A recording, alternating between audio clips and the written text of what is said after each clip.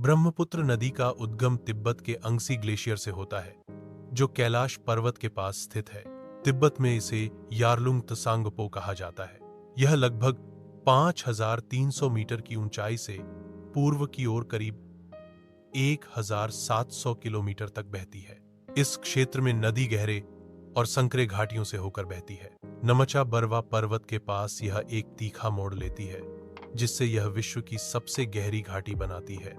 नदी भारत में अरुणाचल प्रदेश से प्रवेश करती है तो इसे सियांग या दिहांग कहा जाता है। दिहांग और लोहित नदियों के मिलने के बाद इसे ब्रह्मपुत्र कहा जाता है।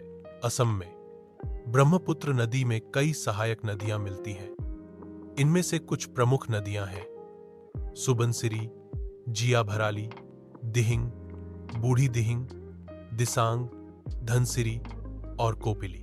यह क्षेत्र भारत के सर्वाधिक उत्पादक क्षेत्रों में से एक है तथा यहाँ की विविधता भी बहुत समृद्ध है।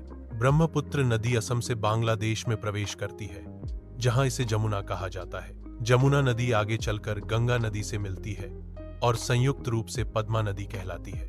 अंततः पद्मा नदी बंगाल की खाड़ी में जाकर समाप्त हो जाती है। इसके डेल्टा क्षेत्र को सुंदरबन कहा जाता है, जो विश्व का सबसे बड़ा नदी डेल्टा है। सुंदरबन एक यूनेस्को विश्व धरोहर स्थल भी है।